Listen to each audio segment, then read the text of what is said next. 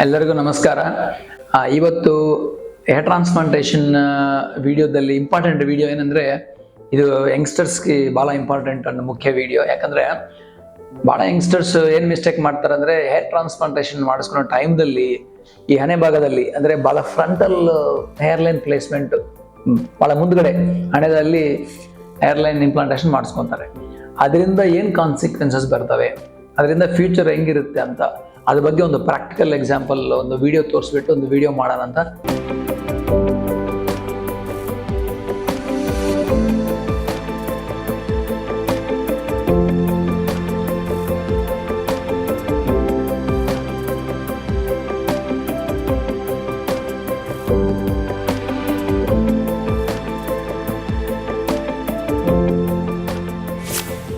ಈ ವಿಡಿಯೋದಲ್ಲಿ ಆ ತರಹ ಯಂಗ್ ಪೇಷಂಟ್ ಬೇರೆ ಕಡೆ ಎಲ್ಲೋ ಟ್ರಾನ್ಸ್ಪ್ಲಾಂಟೇಷನ್ ಮಾಡಿಕೊಂಡು ನಮ್ಮ ಹತ್ರ ಬಂದಿದ್ದಾರೆ, ಇದು ರಿಪೇರ್ ಮಾಡಿ ಅಂತ. ಇವ್ರಿಗೆ ಏನಾಗಿದೆ ಅಂದರೆ, ಈಗ ಸದ್ಯಕ್ಕೆ ವಯಸ್ಸು 25 ಇಯರ್ಸ್ ಮಾತ್ರ. 2 ಇಯರ್ಸ್ ಮುಂದೆನೇ ಅಂದರೆ ಅವ್ರಿಗೆ 23 ವಯಸ್ಸಲ್ಲೇ ಟ್ರಾನ್ಸ್ಪ್ಲಾಂಟೇಷನ್ ಮಾಡ್ಕೊಂಡು ಬಂದಿದ್ದಾರೆ. ಅದರಲ್ಲಿ ಏನಾಗಿದೆ ಅಂದರೆ, ಹಣೆ ಭಾಗದಲ್ಲಿ ಈ ಫ್ರಂಟಲ್ ಫೋರ್ಹೆಡ್ನಲ್ಲಿ ಇಂಪ್ಲಾಂಟೇಷನ್ ಮಾಡ್ಕೊಂಡಿದ್ದಾರೆ. ಯೂಶುವಲ್ ಆಗಿ ಯಂಗ್ಸ್ಟರ್ಸ್ ಭಾಳ ಜನ ಈ ಥರ ಮಿಸ್ಟೇಕ್ ಮಾಡ್ತಾರೆ. ಯಾಕಂದರೆ ಅವ್ರಿಗೆ ಗೊತ್ತಾಗೋದಿಲ್ಲ ಕಾನ್ಸಿಕ್ವೆನ್ಸಸ್ ಏನಾಗುತ್ತೆ ಅಂತ ಅವ್ರಿಗೆ ಐಡಿಯಾ ಇರಲ್ಲ. ಸ್ವಲ್ಪ ಕೆಲವು ಕ್ಲಿನಿಕ್ಸ್ ಅವರು ಹೇಳೋದಿಲ್ಲ, ಅವರಿಗೆ ಟ್ರಾನ್ಸ್ಪ್ಲಾಂಟ್ ಬೇಕಂದ್ರೆ ಜಸ್ಟ್ ಮಾಡ್ತಾರೆ ಅಂತ ಕೇಸು.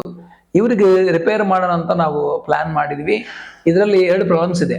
ನಂಬರ್ 1, ಹಣೆದಲ್ಲಿ ಈ ಭಾಗದಲ್ಲಿ ನಾವು ಇಂಪ್ಲಾಂಟೇಷನ್ ಮಾಡಿದ್ರೆ ಭಾಳ ಆಕ್ವರ್ಡ್ ಕಾಣುತ್ತೆ, ಅದು ನ್ಯಾಚುರಲ್ ಕಾಣೋದಿಲ್ಲ.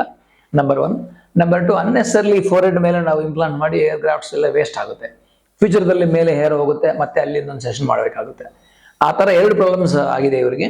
ನಾವು ರಿಪೇರ್ ಮಾಡೋ ಟೈಮ್ದಲ್ಲಿ ಇವರಿಗೆ ಫ್ರಂಟಲ್ ಏರಿಯಾ ನಾವು ಎಲ್ಲ ರಿಮೂವ್ ಮಾಡಿ, ಎಕ್ಸಸ್ ವೇಸ್ಟ್ ಗ್ರಾಫ್ಟ್ಸ್ ಎಲ್ಲ ಇಂಪ್ಲಾಂಟ್ ಮಾಡಿದ್ರಲ್ಲ ಅದೆಲ್ಲ ರಿಮೂವ್ ಮಾಡಿ, ಅದೊಂದು ಪ್ರೊಸೀಜರು. ಮತ್ತೆ ಮಧ್ಯದಲ್ಲಿ ಡೆನ್ಸಿಟಿ ಹೋಗಿದೆ ಮಿಡ್ ಸ್ಕ್ಯಾಲ್ಪ್, ಅದೆಲ್ಲ ಡೆನ್ಸಿಟಿ ಮಾಡೋದು ಮತ್ತೆ ಇನ್ನೊಂದು ಪ್ರೊಸೀಜರು. 2 ಒಟ್ಟಿಗೆ ಸೇರಿ ರಿಪೇರ್ ಮಾಡಿದ್ವಿ. ಈಗ ರಿಪೇರ್ ಮಾಡಿದ ತಕ್ಷಣ ಆದ್ಮೇಲೆ ರಿಸಲ್ಟ್ಸ್ ನೋಡಿದ್ರೆ ಇವರಿಗೆ ಮಧ್ಯದಲ್ಲಿ ಈ ಮಧ್ಯಭಾಗದಲ್ಲಿ ಎಕ್ಸಲೆಂಟ್ ಡೆನ್ಸಿಟಿ ಬಂದಿದೆ. ನ್ಯಾಚುರಲ್ ಆಗಿ ಎಲ್ಲ ಬಂದಿದೆ. ಹೇರ್ಲೈನ್ ನಾವು ರೆಕ್ಟಿಫೈ ಮಾಡಿದ್ವಿ. ಆದರೆ ಈ ಫ್ರಂಟಲ್ ಏರಿಯಾದಲ್ಲಿ ರಿಮೂವ್ ಮಾಡಿದ ಏರಿಯಾದಲ್ಲಿ ಅದು 100% ನ್ಯಾಚುರಲಿಟಿ ಇಲ್ಲ. ಯಾಕಂದರೆ ರಿಮೂವ್ ಮಾಡೋದು ಭಾಳ ಕಷ್ಟ, ಇಂಪ್ಲಾಂಟ್ ಮಾಡೋದು ಭಾಳ ಈಸಿ, ರಿಮೂವ್ ಮಾಡೋದು ಭಾಳ ಕಷ್ಟ. ಸರ್ಜರಿನಲ್ಲಿ ಸ್ವಲ್ಪ ಟೆಕ್ನಿಕಲ್ ಪ್ರಾಬ್ಲಮ್ಸ್ ಇರ್ತವೆ. ಅದರಿಂದ ನಾವು ಓನ್ಲಿ 90% ಮಾತ್ರನೇ ರಿಮೂವ್ ಮಾಡೋಕ್ಕೆ ಸಾಧ್ಯ ಇದೆ. ಈವನ್ ಅವ್ರಿಗೆ ಸೆಕೆಂಡ್ ಟೈಮ್ ಈ 10% ಇನ್ನೂ ರಿಮೂವ್ ಮಾಡಬೇಕಂದ್ರೆ ಮೋಸ್ಟ್ಲಿ ಇನ್ನೂ 1-2 ಸೆಷನ್ ಬೇಕಾಗ್ಬೋದು. ಮತ್ತು ಇನ್ನೊಂದೇನೆಂದರೆ, ಆ ಥರ ರಿಮೂವ್ ಮಾಡಿದ್ರೂ ನ್ಯಾಚುರಲ್ 100% ನ್ಯಾಚುರಲ್ ಕಾಣೋದಿಲ್ಲ. ಅದರಿಂದ ಈ ಥರ ಏರ್ಲೈನ್ ಡಿಸೈನ್ ಮಾಡೋದು ಮುಂದ್ಗಡೆ ನಿಮ್ಮ ಸರ್ಜನ್ ಹತ್ರ ಒಳ್ಳೆ ಡಿಸ್ಕಸ್ ಮಾಡಿ, ಭೇಟಿಯಾಗಿ ಅದ್ರ ಏನು ಕಾನ್ಸಿಕ್ವೆನ್ಸಸ್ ಇರುತ್ತೆ, ಏನು ಪ್ರಾಬ್ಲಮ್ಸ್ ಆಗಬಹುದು ಫ್ಯೂಚರ್ದಲ್ಲಿ ಅಂತ ಡಿಸ್ಕಸ್ ಮಾಡಿ ಸಜೆಷನ್ ತಗೊಂಡು ಮತ್ತೆ ಸರ್ಜರಿಗೆ ಹೋಗೋದು ಬೆಟರು.